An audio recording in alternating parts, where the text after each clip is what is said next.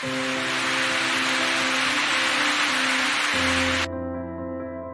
போட்டு இல்ல, லோன் போட்டு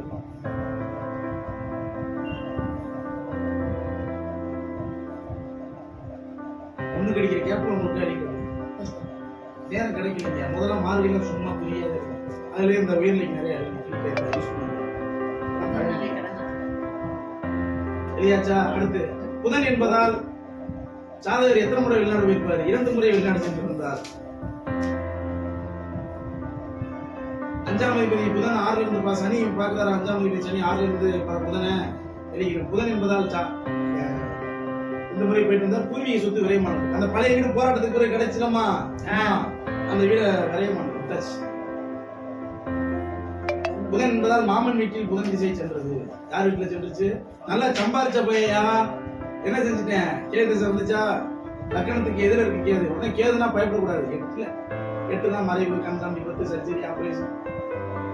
வெளியிருக்கு 3ஆவது பாயிண்ட். கேது திசை ஆரம்பித்த ஜாதகர் 2 முறை வெளிநாடு போயிருந்தார். 2 தடவை தான் போயிருந்தேன். 3 வருஷம் 4 வருஷம். ஏன்னா 2 தடவை இல்ல, ஆமா 2 தடவை போயிட்டு. ஆமா பூரி சொத்து விரைய மச்சா. ஆமா பூரி சொத்து விரையமானது. ஏன்னா 5 மற்றும்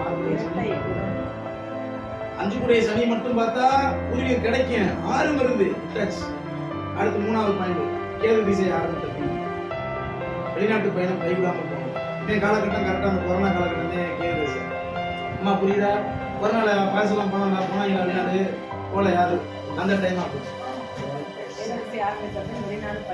வெளிநாட்டு பயணம் கைகூடாமல் போனது. கேது திசை ஆரம்பித்த வெளிநாட்டு பயணம் கைவிடாமல். கடன் இன்னும் கொஞ்சம் உள்ளன.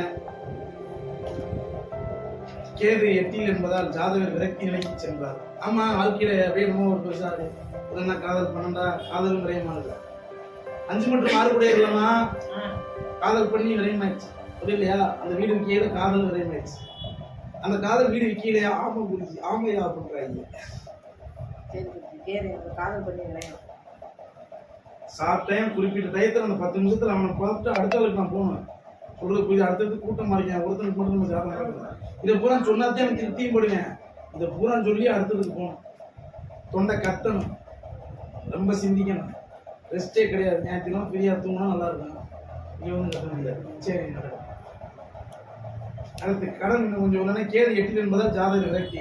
திருமணம் ஆகுமா என்ற கேள்வியுடன் ஜாதகர் தாயாய் வந்துள்ளார். ஏன்னா குரு புத்தி, குரு 4 படையவனாமா, அம்மா குரு 4 படையவனா, அதனால அம்மா கேள்விக்கு வந்துருக்கு. ஜாதகம் பாரு, ஜாதகரே வரல. புதன் புத்தினா ஜாதகர் வந்திருப்பாரு. ஏன்னா லக்னாதிபதியில எழுதிக்கிறேன். கேது திசை குரு புத்தி என்பதால் தாயார், அந்த ஜாதகரின் தாயார் ஜாதகம் பார்க்க வந்திருக்காரு. என்ன கேட்கிறாங்க?